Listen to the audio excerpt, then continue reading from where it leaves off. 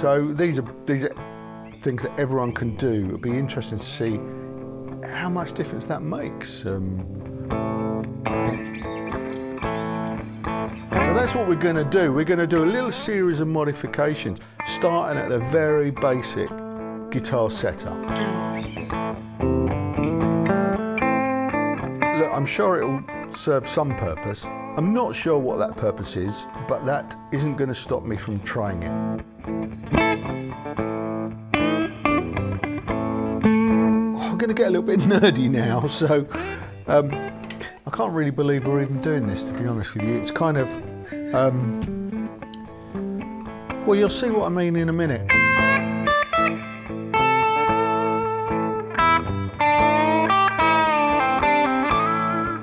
There'll be a jam at the end, so if you get bored, just skip to that.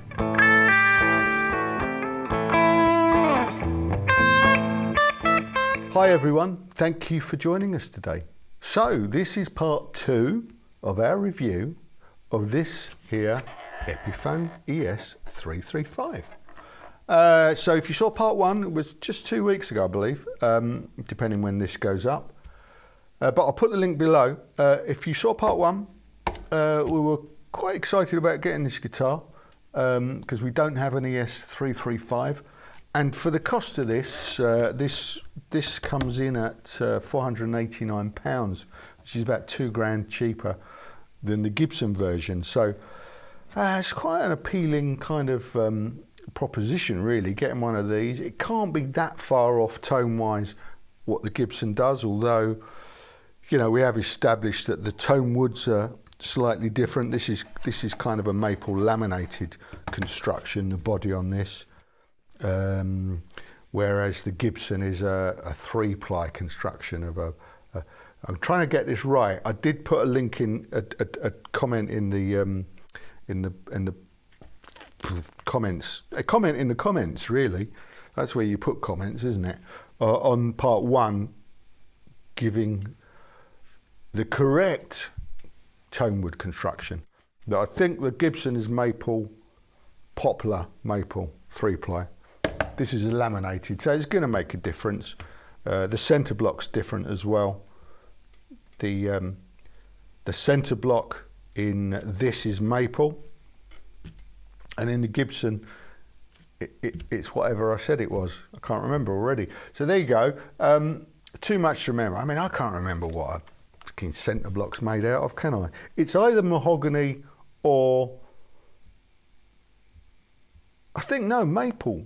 I think they're saying that the Gibson one's made out of maple now, but it used to be mahogany. Look, don't take my word for it.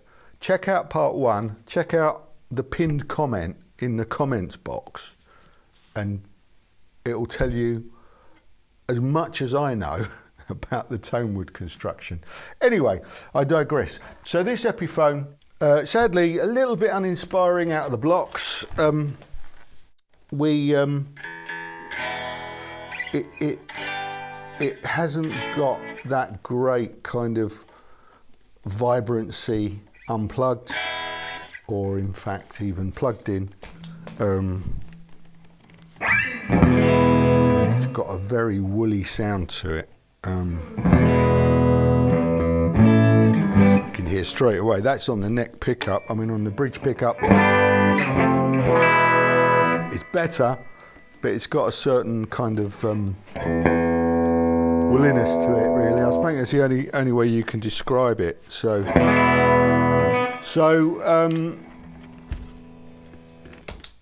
it's not, you know, what you want to hear is a little bit of life, and you know, it's kind of not really there. Now, I had a lot of feedback on this in the comments section, strangely enough, from people pretty much unanimously confirming their experience with this guitar, or you know, or older versions of Epiphones 335s. Again, you know, there pretty much everyone was saying that the neck pickup, you know, it's kind of, you know, not really doing it, and but lots of great ideas and suggestions on how that can be fixed. You know, people are telling me that just a little bit of adjustment is all you need to do on it. People are telling me that the strings on this, you know, that it comes with are rubbish. Change them, that'll make a massive difference. So that's what we're going to do. We're going to do a little series of modifications, starting at the very basic guitar setup. So the first thing we'll do is we'll set the guitar up properly. We'll change the strings. Before we do all that, we'll do some bassline, a little bassline recording, so that we've got something to compare it to. And then first thing we'll do is we'll change the strings, and we'll see what difference that makes to the sound. Then we'll muck around with the pickup heights and the pole pieces, see if we can find a sweet spot there, and we'll do another little sound comparison and see what, if any, difference that makes. So these are things that everyone can do. It'll be interesting to see how much difference that makes. It's claimed that can make quite a big difference, so that'd be interesting to find out. Then we're gonna carry on with this. I've got hold of some of these lightweight Faber parts that we were recently mucking around with the Epiphone 59. So I've actually got is a lightweight tailpiece and the posts actually to go with it this time. So we'll try that, and I've got two bridges. I mean, these will be fun to sort of try on different things. So while we've got the opportunity, we'll try them out on this 335. I got one here with nylon saddles, and another one with nickel covered brass saddles.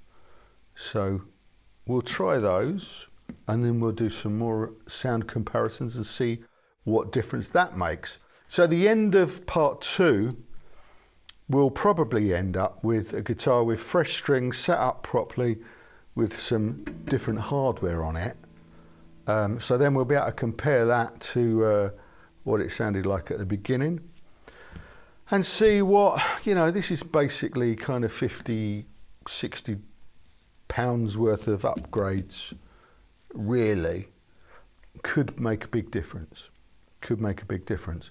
I hope it wakes it up to the point where we could say, actually, this is a great, you know, now it sounds good, it's acceptable, it's got a nice open airiness that I guess I'm expecting from this guitar. I mean, someone did point out that, you know, it's a bit subjective because it's kind of what I'm expecting from this guitar. This is not necessarily a guitar that I'm used to playing, you know.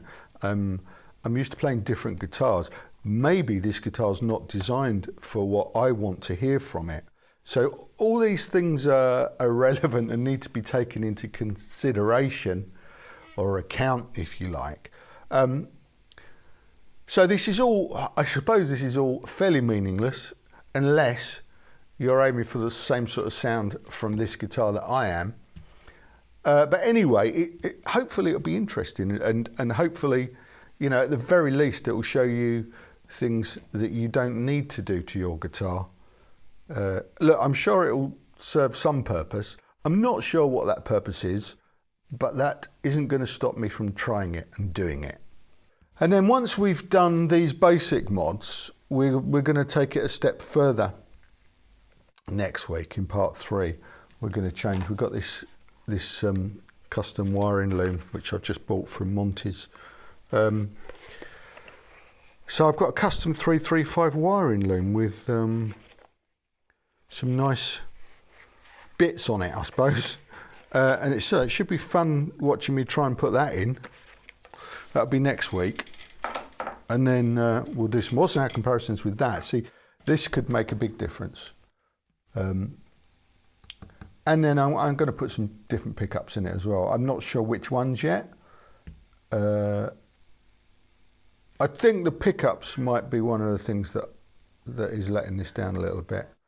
These are Alnico Classic Pro, based on 57 classics, the Gibson ones, which I've never really been a fan of personally. So I think maybe burst buckers, maybe some boutique PAFs. I'm going to muck around with the Epiphone 59 a little bit more to try and decide whether or not to leave the Monty's PAFs in that. Because I'm kind of the opinion that although they have made a difference, that the Epiphone 59 is pretty damn good as it comes. And I'm not convinced that the mods that we've done on that have made enough difference to chuck away what it was already like. So actually, I'm gonna do a little film reversing those mods, I think, on the Epiphone 59, and try and decide whether or not that's a worthwhile thing to do or not. But anyway, I digress again. So let's start now by just doing a little bass line sound that we can refer back to. Right, so on the bridge pickup, we've got a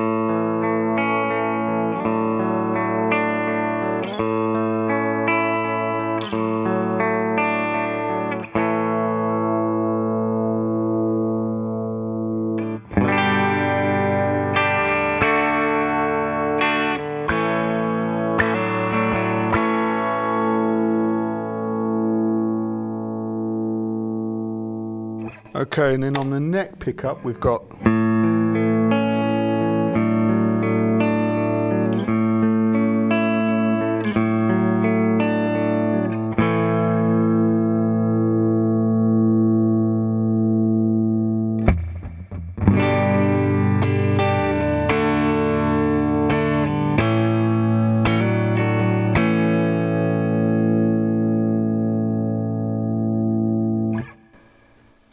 there you go. So there's the bass line before we've done anything to this guitar. So I mean, no one's saying that it doesn't sound pleasant. I can imagine that that'd sound perfectly adequate or good even for all sorts of things that, you know, other people might want to do on this guitar. I mean, but I found it quite limiting. You know, you can't wake it up any more than that without, obviously, you know, pedals and the like, EQ, which is, you know, you can do stuff with amps and stuff, but I'm looking for a little bit more life.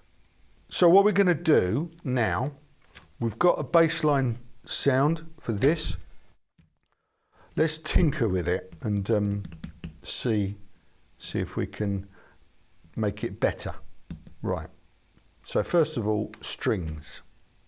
What I always find quite interesting is when they string these guitars at the factory, they never use any particular string locking technique up at the tuners. You know, there are various ways that you can wrap the string around itself to lock it in place, stop it slipping.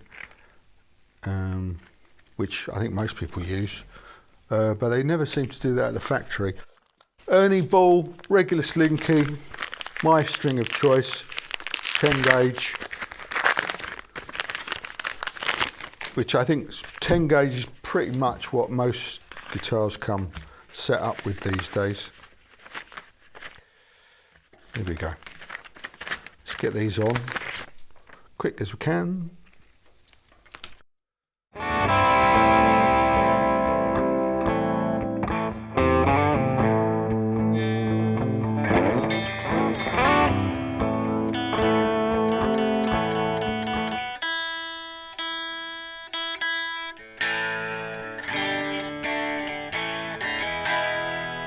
So to my ears, that already sounds better.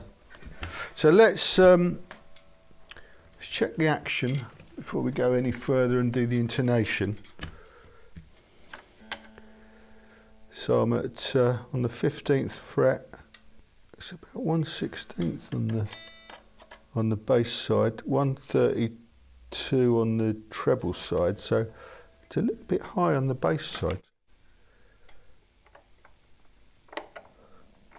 Just a little bit down.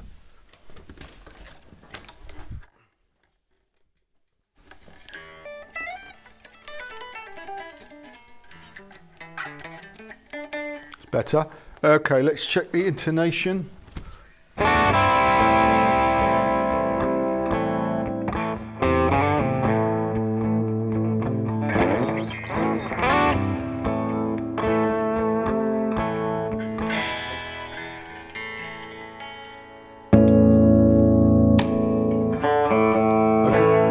quick listen.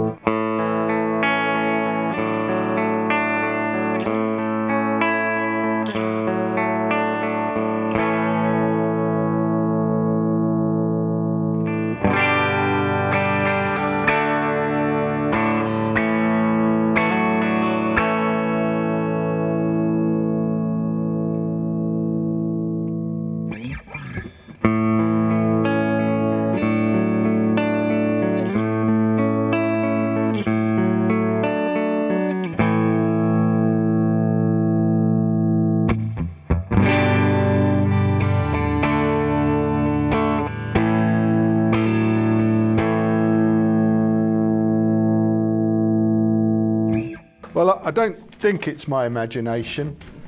And when we have a listen back, we'll know. But it sounds nicer straight away. Sounds a bit more livelier. Okay, so that's step one. New strings, freshens it up. Of course, it's going to. You know, they're going to be very lively straight away for quite a while. Every change that I make now, I'll put fresh strings on. So we'll be hearing packet fresh strings at every step. Okay, so the next thing to do is to adjust the pickup heights, I think. So let's do that. So pickup heights. So checking these. These are actually already set to what many people would say is the optimum. So the bridge pickup on the bass side, it's about 2.5 mil. It's about 2.5 mil on the treble side as well. And the neck pickup, 2.5 mil on the treble side, and just a tad over 3 mil on the bass side. I mean, people vary in their, you know, the ideal heights kind of, you know, vary. It doesn't seem to be one answer. You won't find what the answer is. It's preference, so it's trial and error. These are pretty much set to within a nats of what should be the optimum. What we're going to do is we're just going to adjust the polepiece heights to match the radius of the fingerboard. So there we go, we pop our little radius measure in there. And now I'm gonna, hope you can see this on the cameras. It's going to be very dull film if you can't. So I'm just going to raise the pole pieces a little bit.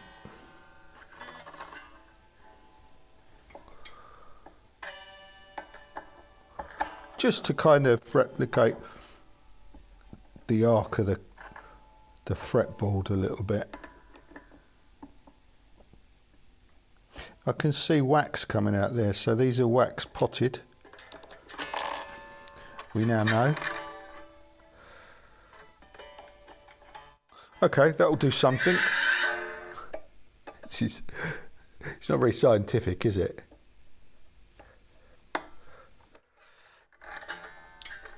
Okay, a little bit of a tweak it there.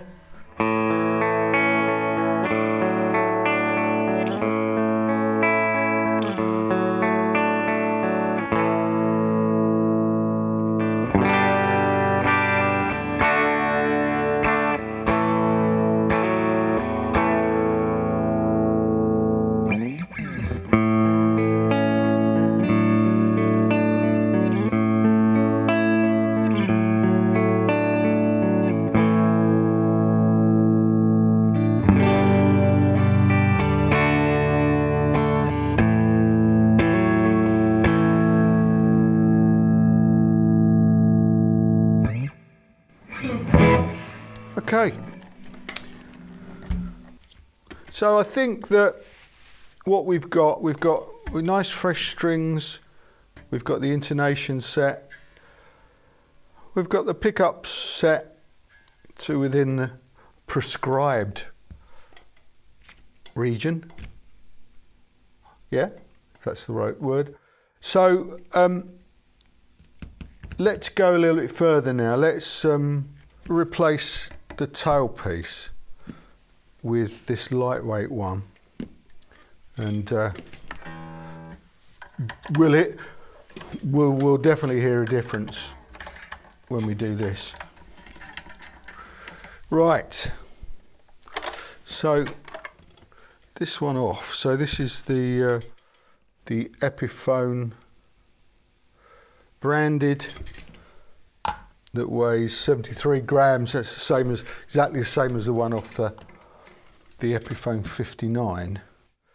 And this is a Faber TP59 that I got these parts from a company called Glued to Music in the UK.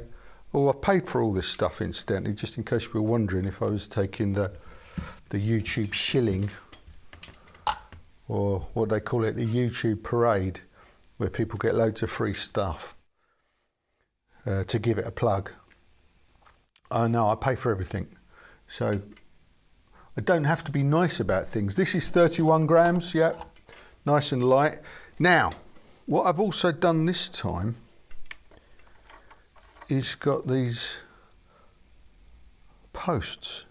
So let's see if they're any lighter, different than these originals, and indeed let's see if they actually fit. So this is an original and it's 16 grams. You'll have to take my word for it because I haven't got a camera up there today. 16 grams original post. Let's see what this one is. 14 grams.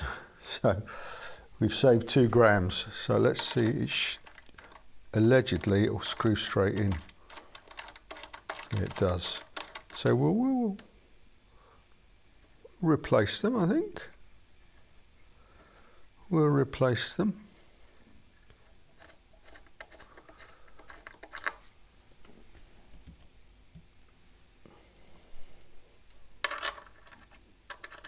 They do go straight in, so, but these are metrics. And the question was whether or not Gibson parts do fit. The threads are obviously are definitely different. Well, I can't say definitely. I'm pretty certain that the threads are different. So, you know, you've got the difference between metric and, is it universal threads, and the thickness is potentially of the tailpiece posts. So that's the original. So on Gibson ones, I think that these are different sizes, but I'm not sure. We're gonna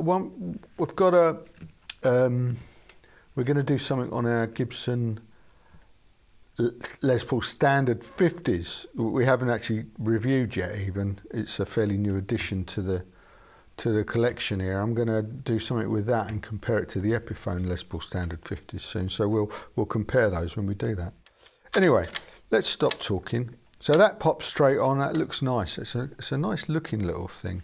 It's got a different look to it, slightly different curve to it, as you can see that. I think you can see that. I'm just going to hold those up to that camera so you can kind of see the difference there. That's the Faber. Yeah, it's got a kind of a vintagey curve to it. Now let's just put that there for a minute. Let's pull this lock tone.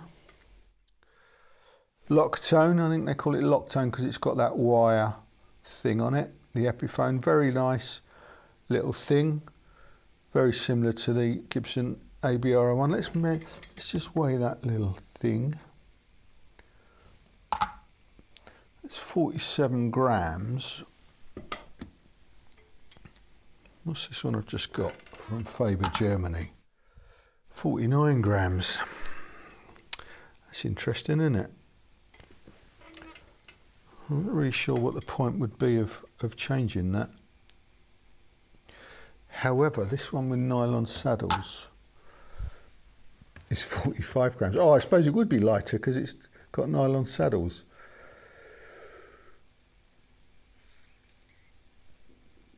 So what I'm going to do is I'm going to restring it with the original bridge, and then we should be able to swap it over with the nylon one without replacing the strings, I think. Okay, yeah, that's what we're going to do. So here we go. New tailpiece. We know this will make a difference. It was considerable difference on the Les Paul. Okay, new strings. Let's go.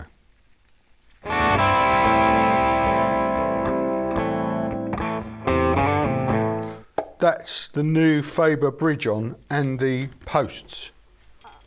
I can't call it a bridge, it's a tailpiece. Tailpiece, tailpiece, tailpiece, tailpiece. Stop, tailpiece. Posts. I'm expecting this to make a difference. On the Epiphone 59, it was a notable difference. And although we weren't convinced that it needed it on that guitar, I did comment that on a guitar that needed waking up, this could be a really good fix for 30 quid.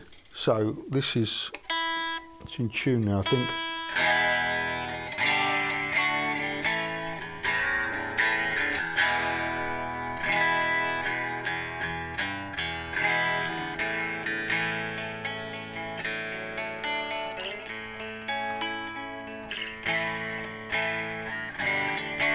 It gives it a different character. Let's try this.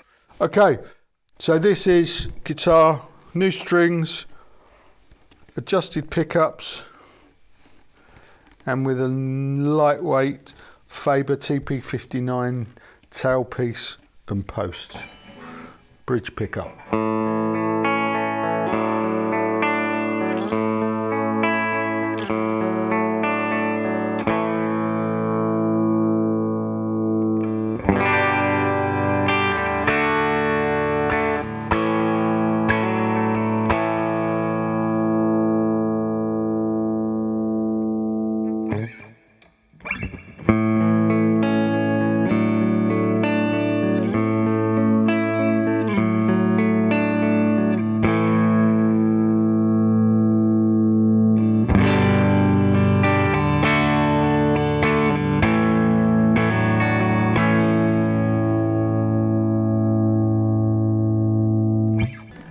Well, I think that's woken it up, hasn't it?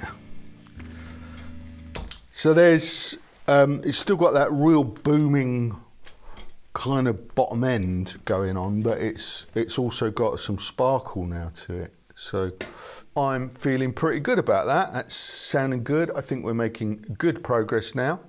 I have discovered as well, just now, while I wasn't talking to you, that these bridges don't fit over these existing Epiphone posts. So I'm going to have to get some replacement bridge posts before I can pop those on. So we'll save that till next week. What we'll do now is I shall go away and edit all that together, come back, and we can have a listen to some before and after clips and compare them, do a little bit of commentary, see what we've got, see what we've ended up with. Okay, see you in a minute. Looking forward to it. So, where to start? Well, that's definitely made a difference. I'm going to get a little bit nerdy now, so I can't really believe we're even doing this, to be honest with you. It's kind of, well, you'll see what I mean in a minute. If this stuff doesn't interest you, there'll be a bit of playing in a bit. I'll do a bit of a nice, well, hopefully nice, it might be rubbish, but there'll be a jam at the end. So if you get bored, just skip to that. However, if you're really into this nerdy stuff and want a little bit more info about what effect these changes have had, stick with it. So I'm going to run some clips now of the playing, and what I've done is I've got to plug in a spectrum analyzer that we'll put on the screen as well, so you can actually visualize what's happening in the frequency range. Because sometimes you can kind of hear stuff, but it's like sometimes the margins are quite fine in these things. On this occasion, I don't think the margins are fine. I think through every step there's been a noticeable change. Less so when we mucked around with the pickup heights. There wasn't. I think they were in a fairly reasonable position to start with, and I think that's why. So we'll skip that. But what we've got now is we've got 3 stages. We've got the baseline of where we started, and then we've got the after we've restrung it, and then we've got after we added the Faber stop tailpiece and posts. So we're going to start here with a comparison before any changes and after all the changes we've made today. So let's start on the bridge pickup.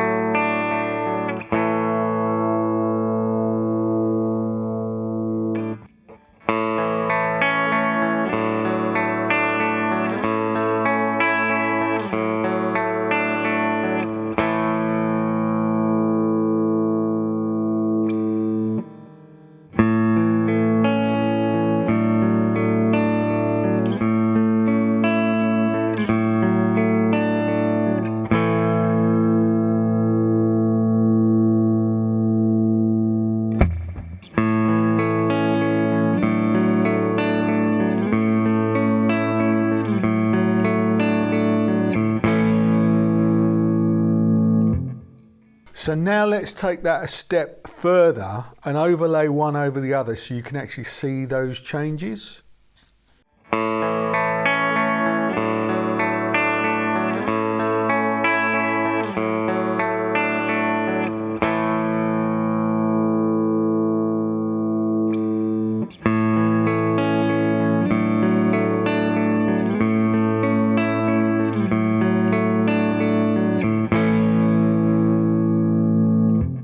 It seems to have removed a lot of that low end wooliness right at the bottom end, and there's definitely a difference in the 300 to 500 hertz range. So it's quite different. So let's now have a look at see how much of that difference was made when we changed the strings.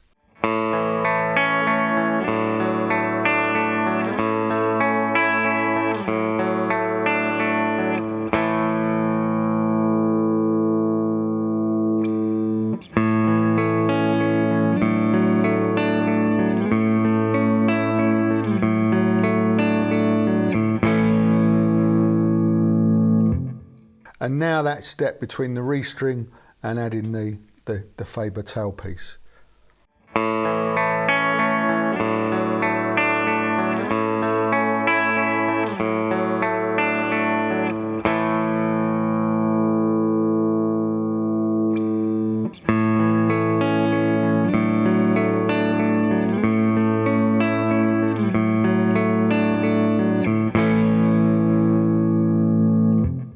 I should just say at this point that whilst it's quite obvious and you can see the changes there, I don't know a lot about this stuff. There's a lot of you guys out there that know far more about, frequency ranges and what that means than I do. I know very little about this stuff.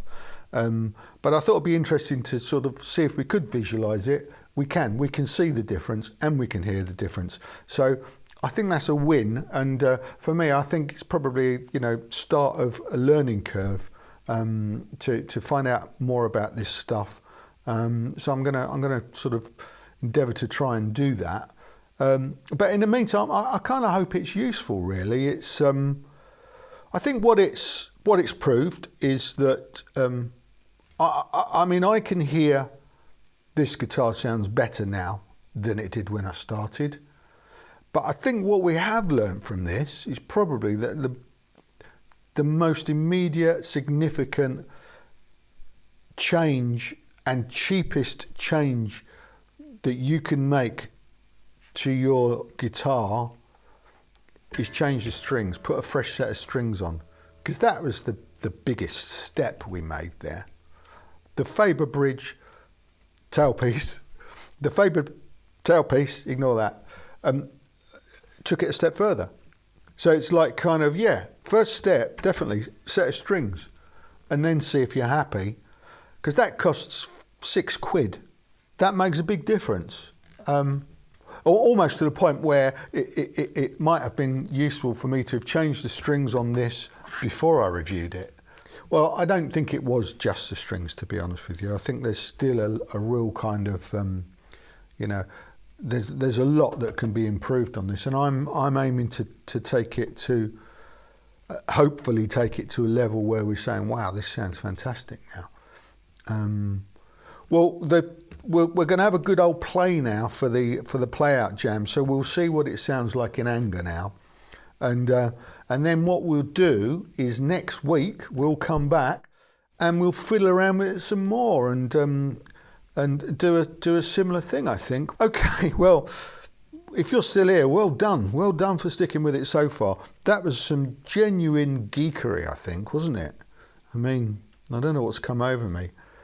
I hope you find it interesting, and I hope you join us again next week to see what sort of trouble we can get into then, eh? Okay, thank you very much for watching. See you later.